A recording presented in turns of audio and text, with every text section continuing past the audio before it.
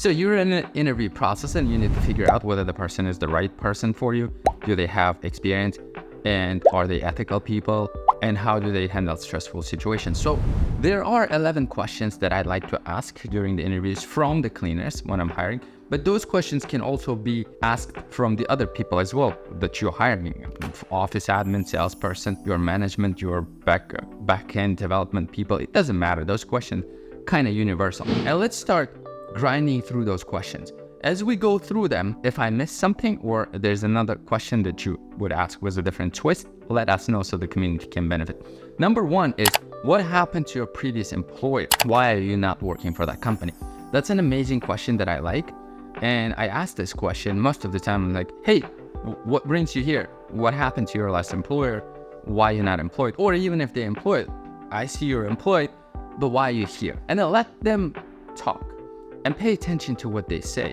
So if they say, hey, I didn't, like, who they put the blame on? Some people could put the blame on their employer. Oh, the employer was like this, employer was like this, and continuously keep bitching and whining and crying about that employer.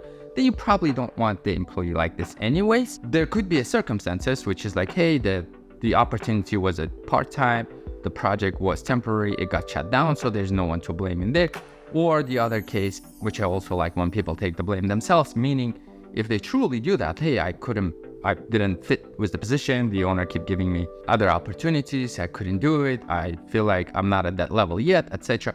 So pay attention to those, right? The general circumstances are okay because those are the things you can control, like economy crashed, the company shut down, I relocated, I got married to someone, now I'm in a different state. Those are amazing ones. That was a partial fault of me, that's okay too. You want to give the opportunity for those people because they have a self-realization higher. But then if they're continuously crying on their employer, past employer, you probably don't want that. So that's important question. I start off with this question in general.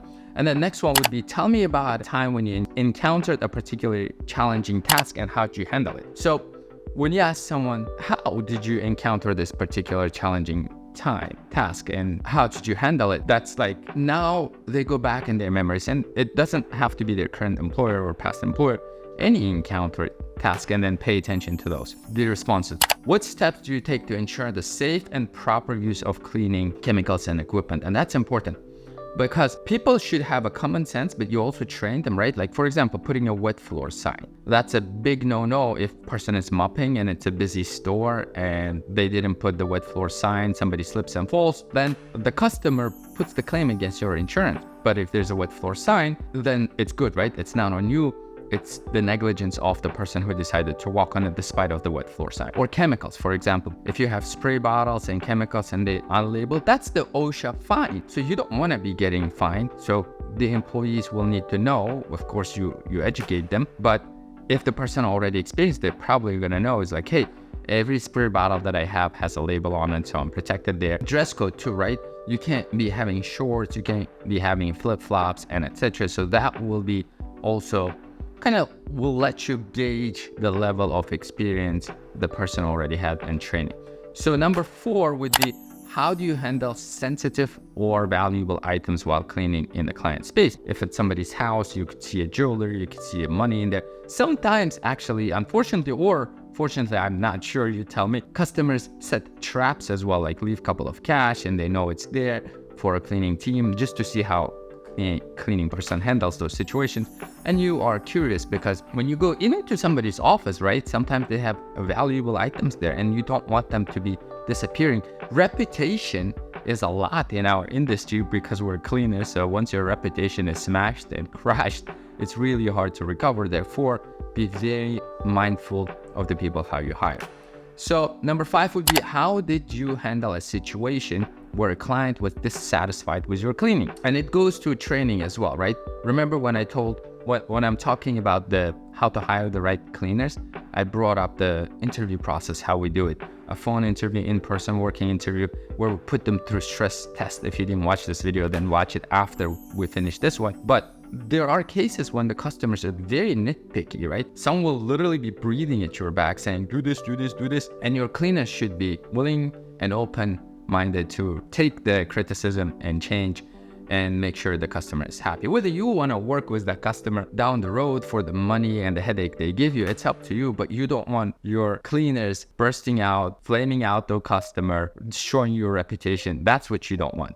Whatever the project you sign up for, you want to deliver, and then whether you want this relationship or not, it's up to you. So therefore, hiring the right people will make sure that you are hitting your milestones and completing your projects properly. Are you comfortable working independently or as a part of a team?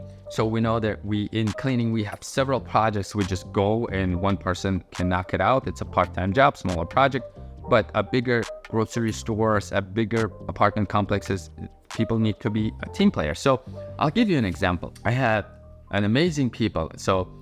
And I'm gonna call one is Anna and I'm gonna call one is Steve.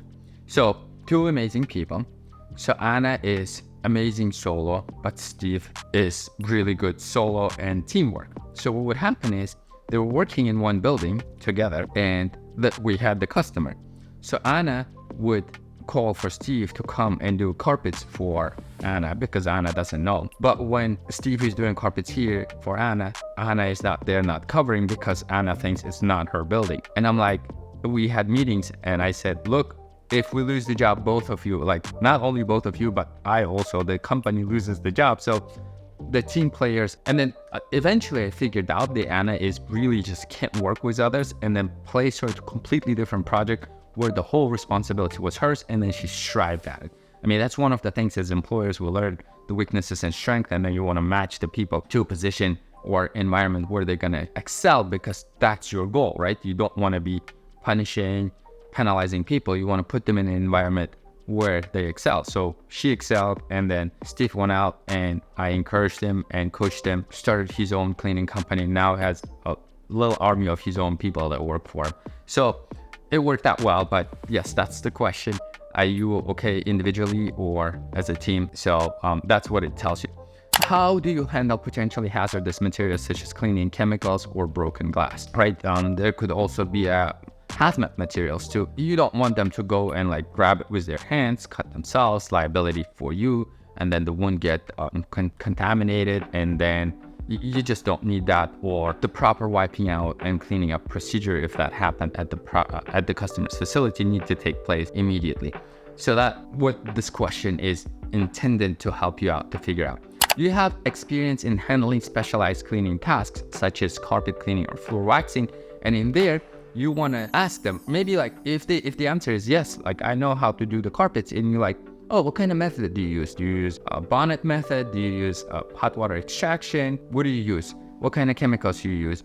And if there's a spot, so drill in a little more, because you need to know if they actually telling the truth or not. There were circumstances I had people saying like, yep, I know how to do it. And I'm like, okay, what machine you use? He's like, I would take a machine and go to the corner and do like, oh. And I'm like, okay, what machine? I just go, oh, right? You can't send this type of person without a training to somebody's facility. So because if, hey, let's say you are doing residential now and you want to start offering carpet cleaning, then the technician that you bring in, you need to make sure that the technician is going to uphold the reputation you put here, because you don't want the technician to drain your reputation as well if the person doesn't know how to do it. The next question would be, describe a situation where you faced an ethical dilemma at work and how did you handle it? And then let them talk and pay attention to keywords, what they say, and they're like the values, ethical, right thing to do, unethical. Those are the keywords you want to be paying attention to, because last person you want to bring is unethical person that's going to steal your customers, not hardworking person, or who's just going to undermine your reputation that you've built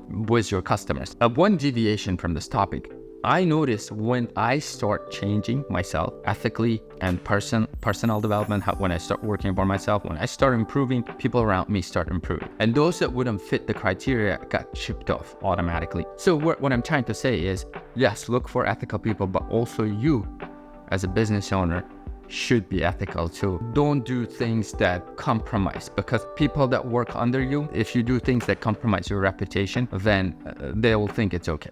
So you don't want to do that. The next question would be, have you ever been in a situation where you disagreed with a company policy on ethical grounds, and how did you handle it? Again, same question, you're asking a different version, and see if the response the potential applicant gives correlates with what he or she said before. And another question would be, what do you enjoy most about cleaning? Or what do you enjoy most about the position you're applying for? And why would you be a good fit for our company? And then break the silence. Let them break the silence. Pay attention to those keywords again. Hey, I'm passionate. I like the service. I have a smile. I like to give back. I like to see clean facility. Those are the things that you want to look out for. So there you go. You've got 11 questions. If I missed another one, put it there and watch this video for sure. It'll really help you out to keep growing your company. Thanks and bye-bye.